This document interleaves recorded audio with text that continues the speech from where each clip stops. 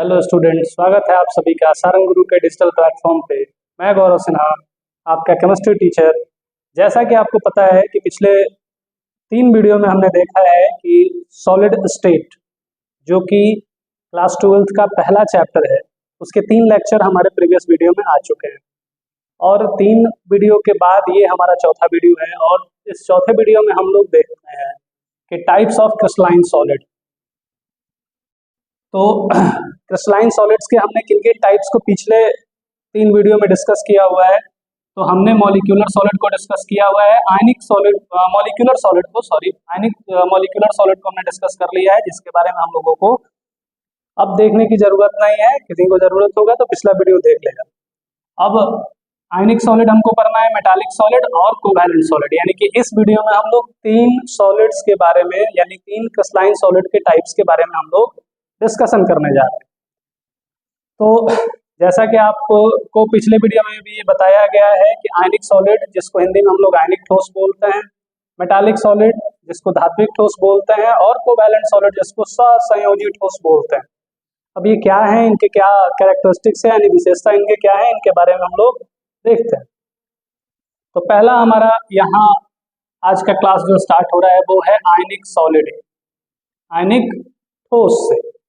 तो आयनिक ठोस के बारे में हम लोग देखेंगे कि the crystalline solid which constituents are bounded with coulombic force और इलेक्ट्रोस्टैटिक फोर्स ऑफ अट्रैक्शन।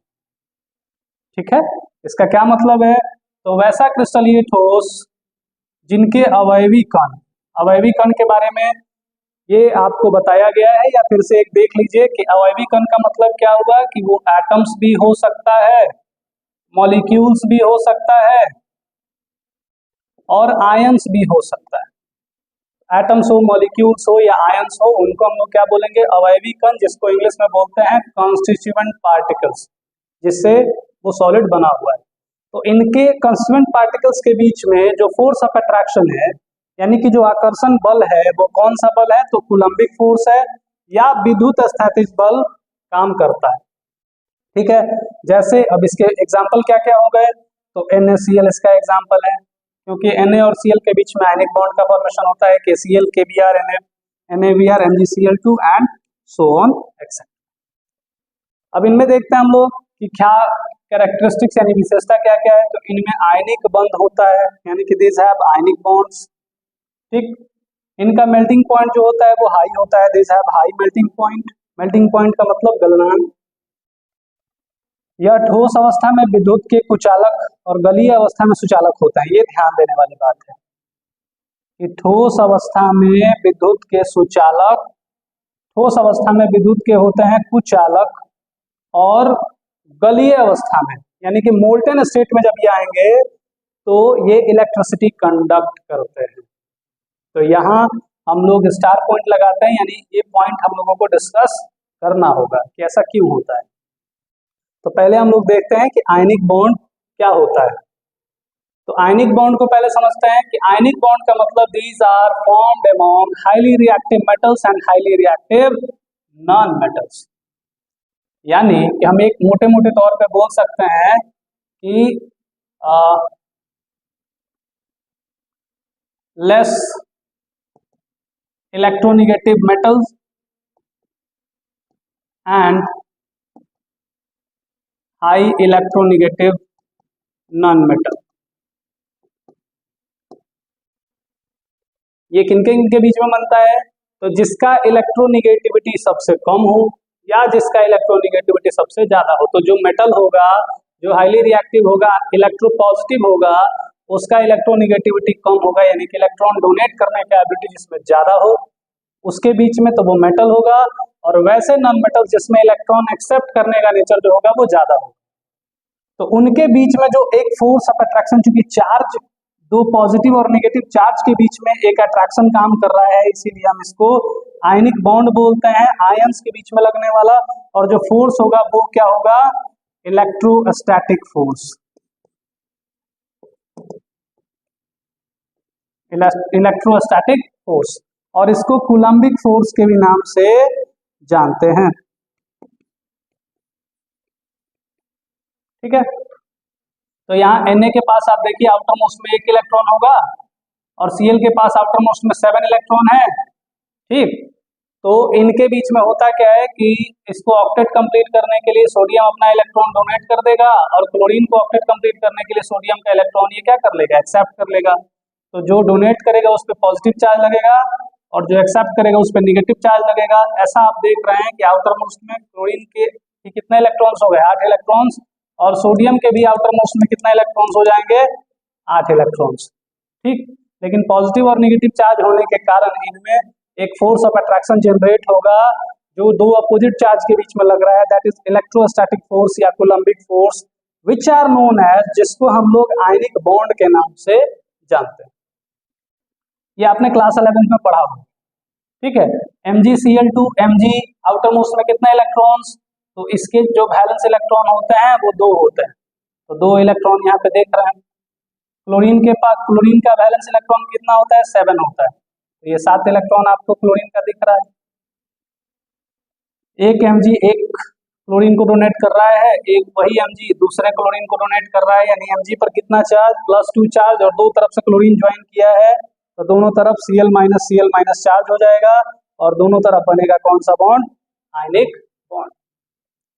यानी कि वैसे पार्टिकल्स, वैसे कॉन्स्टिट्यूएंट्स जिनके बीच में आयनिक बॉन्ड होगा, उस टाइप, उस बॉन्ड से बने हुए जो भी सॉलिड हैं, उन सॉलिड को हम लोग आयनिक सॉलिड बोलते हैं।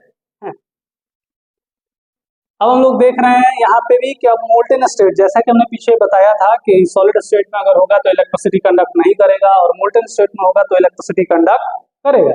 कैसे करेगा, तो यहाँ देखते हैं, यहाँ Na है, Cl है, Na है, Cl है। आप देखिए कोई इंटरमॉलिक्यूलर स्पेस, ये तो कोई इंटरमॉलिक्यूलर स्पेस इसमें देखने को नहीं मिलेगा क्योंकि ये सॉलिड है। ठीक है, सॉलिड है तो आयंस के बीच में कोई इंटरमॉलिक्यूलर स्पेस देखने को नहीं मिलेगा। लेकिन जैसे ही ये मोल्टेन होगा, मोल्ट मतलब इसमें हम थोड़ा सा पानी मिला देते हैं या इसको थोड़ा सा गर्म कर देते हैं तो इंटरमॉलिक्यूलर स्पेस बढ़ेगा। तो इंटरमॉलिक्यूलर स्पेस अगर बढ़ जाएगा तो आप देख लीजिए बीच में वाटर को डिसॉल्व किए हुए हैं, वाटर के कारण क्या हो गया, इंटरमॉलिक्यूलर स्पेस, इसका इंटरमॉलिक्यूलर स्पेस बढ़ जाएगा। तो आयनिक बॉन्ड जो होगा, अगर इंटरमॉलिक्यूलर स्पेस बढ़ गया तो आयनिक बॉन्ड जो होगा वो क्या हो जाएगा, वीक हो जाएगा, लेस फोर्स ऑफ अट्रैक्शन। तो जब लेस फोर्स ऑफ अट्रैक्शन होगा तो क्या रिलीज हो सकता है, तो ये आयंस जो है ये फ्री हो जाएंगे, ये आयंस क्या हो जाएंगे, फ्री हो जाएंगे, मुक्त हो जाएंगे। और जब मुक्त होगा तो इलेक्ट्रिसिटी कंडक्ट करने के लिए क्या चाहिए, तो टू कंडक्ट इलेक्ट्रिसिटी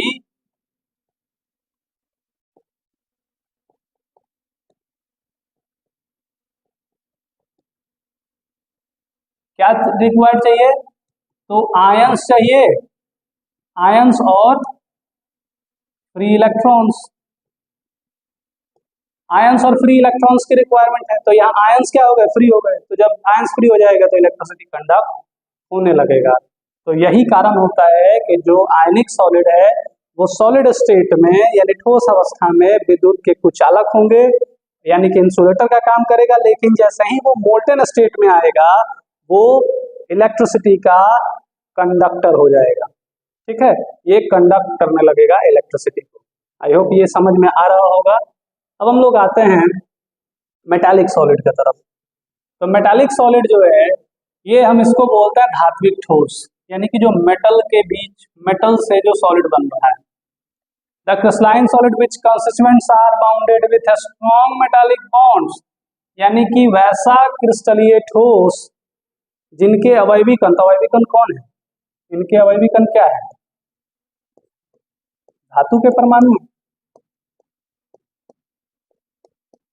धातु के परमाणु है, यानी कि एटम्स ऑफ किसके एटम, मेटल, मेटल के एटम्स, मेटल्स के एटम है। तो इसका एग्जांपल क्या होगा, iron, aluminium, silver, gold, platinum, copper, zinc etcetera. जो भी मेटल्स होंगे जो सॉलिड स्टेट में है मरकरी को छोड़ के, वो सब के सब क्या है, मेटालिक सॉलिड के एग्जाम्पल होंगे। दे आर कंडक्ट, अब इसके क्या क्या कैरेक्टरिस्टिक्स यानी कि विशेषता हो सकता है कि they are conduct electricity and heat in molten state as well as in solid state. तो यानी कि ये सॉलिड स्टेट में भी और मोल्टेन स्टेट में भी, दोनों स्टेट में क्या करता है, इलेक्ट्रिसिटी को या हीट को कंडक्ट करता है। ये बात आपको पता होगा कैसे। तो इसके लिए आपने देखा होगा कि जो भी वायर आप लेते हैं, कॉपर का वायर हो गया, एल्यूमिनियम का वायर हो गया, आयरन का भी वायर होता है, प्लैटिनम का, तो इसमें क्या है कि आपने देखा होगा कि इलेक्ट्रिसिटी इजीली पास करेगा, और एक जगह कहीं आप गर्म करेंगे, दूसरे जगह आपको हीट उसका फील होगा। तो इसका मतलब कि हीट को भी क्या कर रहा है, कंडक्ट कर रहा है, और इलेक्ट्रिसिटी तो पास हो ही रहा है। तो ये हीट और इलेक्ट्रिसिटी दोनों के क्या होते हैं, कंडक्टर होते हैं। ये ध्यान रहे कि सॉलिड स्टेट में तो होते ही होते हैं, मोल्टन स्टेट में भी होते हैं। ऐसा क्या होता होगा इनमें कि सॉलिड स्टेट में भी हीट कंडक्ट, ये इलेक्ट्रिसिटी कंडक्ट करते हैं, और मोल्टन स्टेट में भी यानी कि गलीय अवस्था में भी ये इलेक्ट्रिसिटी कंडक्ट करते हैं। तो एक बात हो गया, जैसा कि हम लोग देख रहे हैं, यहाँ देखिएगा, they are conduct electricity heat and electricity and heat in molten as well as in solid state due to है, देखिए इसके कारण, ड्यू टू है फ्री सी ऑफ इलेक्ट्रॉन्स, यानी कि एक पूरा समुद्र है इलेक्ट्रॉन्स का, चारों तरफ बह रहा है, ठीक। तो वैसा जो इलेक्ट्रॉन्स का क्लाउड होगा या सी जो हम बोल सकते हैं, तो उस कैसे इसमें होगा, तो इसके अगले स्लाइड में हम लोग देखेंगे। तो फ्री इलेक्ट्रॉन्स जो होने के कारण, हमने आपको बताया भी है कि इलेक्ट्रिसिटी कंडक्ट करने के लिए क्या चाहिए, तो फ्री आयंस चाहिए या फ्री इलेक्ट्रॉन्स चाहिए। तो मेटालिक सॉलिड में फ्री आयंस नहीं, फ्री इलेक्ट्रॉन्स मिलते हैं, जिनके कारण ये इलेक्ट्रिसिटी कंडक्ट करता है। ये अब इनमें क्या है, मुक्त इलेक्ट्रॉन पाए जाते हैं, और इनका गलनांक यानी कि मेल्टिंग पॉइंट जो होता है वो बहुत बहुत ज्यादा होता है, ठीक है। अब इसका जब हम लोग मेटालिक बॉन्ड्स और उनके एलिमेंट को जब देखेंगे तो पता चलेगा कि सी ऑफ इलेक्ट्रॉन्स किसको बोल रहे हैं। यहाँ देखिए, ये मेटालिक कैटायंस हैं, ये मेटल के कैटायंस, ठीक है। अब इनके बीच में जो फोर्स ऑफ अट्रैक्शन लग रहा है, इस फोर्स ऑफ अट्रैक्शन को हम लोग क्या बोलते हैं, मेटालिक बॉन्ड। और जब मेटल है तो इसके पास चारों तरफ इलेक्ट्रॉन्स, इसने अपना इलेक्ट्रॉन्स लूज करके और दूसरे मेटल के साथ कंबाइन हुआ है, बीच में मेटालिक बॉन्ड बना रहा है, और जो इलेक्ट्रॉन्स है इनके फ्री है, ठीक है। तो इलेक्ट्रॉन्स फ्री होने के कारण ये क्या है, इजीली इलेक्ट्रिसिटी कंडक्ट करता है, वो चाहे मोल्टन स्टेट हो या सॉलिड स्टेट हो। तो यहाँ देख लीजिए, एम जो है वो नॉर्मल मेटल है, एम ने क्या किया, एन इलेक्ट्रॉन को रिलीज करने के बाद, एन इलेक्ट्रॉन्स जब रिलीज होता है, तो एन इलेक्ट्रॉन जब रिलीज होगा तो क्या बन जाएगा, एम एन प्लस, यानी कि ये कैटायन बनेगा। कौन सा कैटायन, मेटल कैटायन, मेटल के कैटायंस बन जाएंगे। तो फ्री इलेक्ट्रॉन्स आपको दिख रहा है, ये फ्री इलेक्ट्रॉन्स है, इसके कारण इलेक्ट्रिसिटी कंडक्ट होता है। अब हम लोग बात करते हैं जो हमारा लास्ट है, कोवैलेंट सॉलिड, जिसको हम लोग नेटवर्क सॉलिड के भी नाम से जानते हैं, उसको जायंट मॉलिक्यूल्स के भी नाम से जानते हैं। जायंट, जायंट मतलब होता है विकराल, भयावह। तो जायंट मॉलिक्यूल्स यानी कि ये बड़ा मॉलिक्यूल्स का फॉर्मेशन कर सकता है, इसमें चेन बनाने की एबिलिटी ज्यादा होने के कारण हम इसको बोलते हैं जायंट मॉलिक्यूल्स। चूंकि इसके जो कॉन्स्टिट्यूएंट्स हैं, देखेंगे the crystalline solid which constituents are, क्या है भाई, पहले तो ये ध्यान रखना है कि कॉन्स्टिट्यूएंट्स जो होंगे इसके नॉन मेटल होंगे। क्यों नॉन मेटल होंगे, क्योंकि कोवैलेंट बॉन्ड का कैरेक्टर सबसे ज्यादा जो पाया जाता है वो नॉन मेटल में पाया जाता है। तो bounded with very strong covalent bond, यानी कि जिनके जो अवयवी कण है, तो अवयवी कण कौन है भाई, तो नॉन मेटल,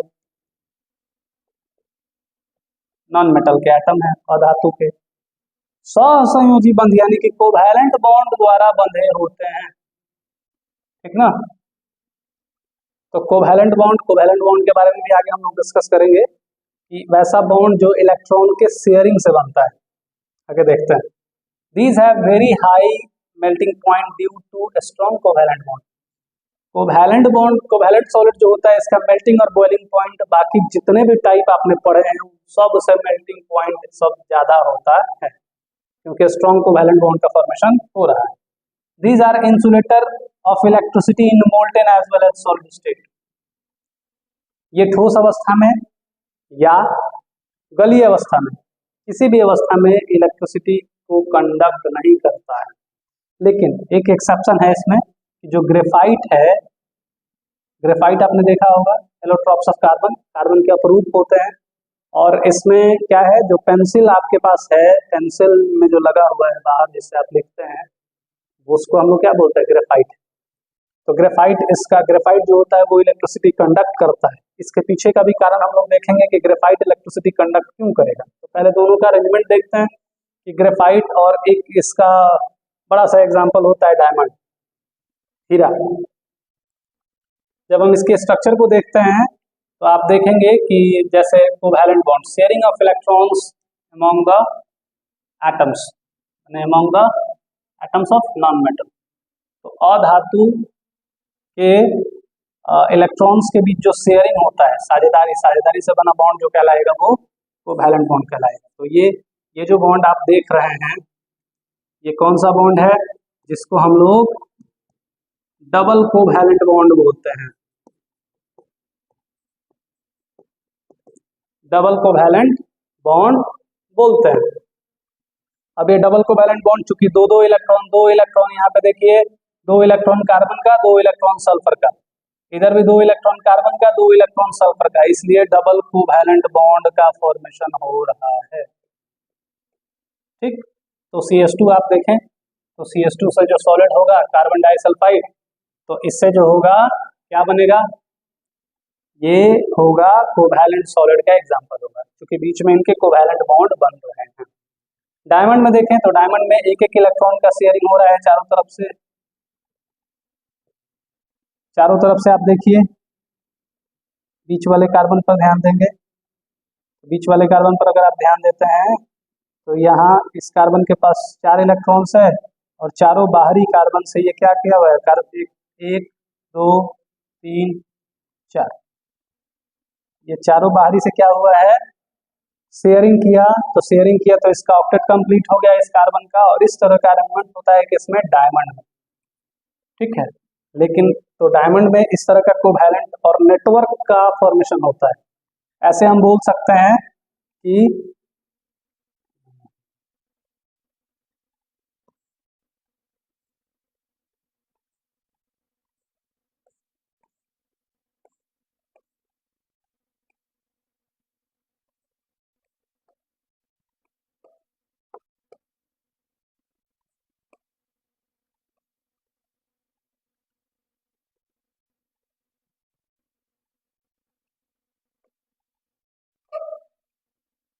इस तरह का फॉर्मेशन आपका डायमंड में होता है। ठीक है, मतलब लेयर्ड स्ट्रक्चर, ये भी 3 डायमेंशनल अरेंजमेंट होता है इसका इसमें। तो डायमंड में आपका इस तरह का अरेंजमेंट देखने को मिलेगा। ठीक है, और इसी के ऊपर मान लीजिए कि ऐसा कुछ कार्बन कार्बन सब जुड़ा हुआ है।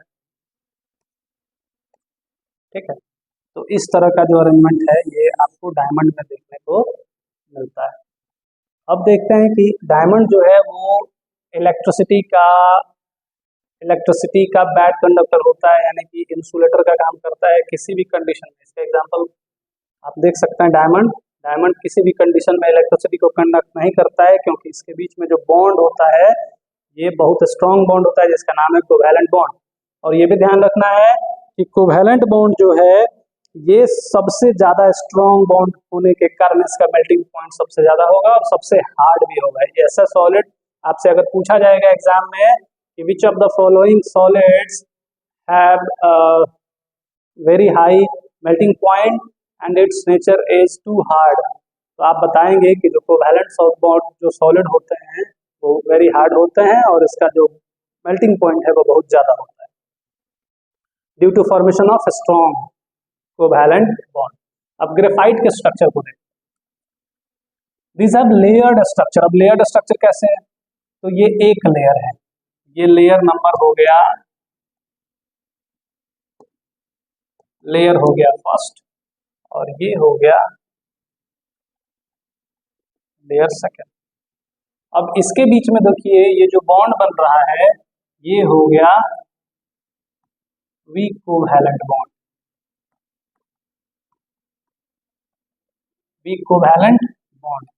अब वीक कोवैलेंट बॉन्ड के कारण क्या होगा, तो इलेक्ट्रॉन्स जो होंगे वो फ्री हो जाएंगे। Due to this electrons are freely move. तो जब इलेक्ट्रॉन्स फ्रीली मूव करेगा यानी कि आसानी से ये बॉन्ड्स टूट सकते हैं। अब आप देखिए टूटने का एक एग्जांपल देते हैं। ग्रेफाइट आप लीजिए पेंसिल को और हाथ में लगाइए और छू के देखिए, एकदम चिकना होता है। तो चिकनाहट का मतलब क्या है कि इनके बीच में जो लेयर्ड स्ट्रक्चर होने के कारण जब आप स्मूथ करते हैं तो हल्का फोर्स भी लगता है। थोड़ा सा फोर्स लगने के बाद इनके जो स्ट्रक्चर है वो लेयर्ड होने के कारण ये टूट जाता है, और जब टूटेगा तो एकदम स्मूथ स्मूथ आपको फील होता है। तो यही लेयर्ड स्ट्रक्चर होने के कारण। तो weak bond due to layered structure. Due to weak bond electrons are easily free hence conduct electricity.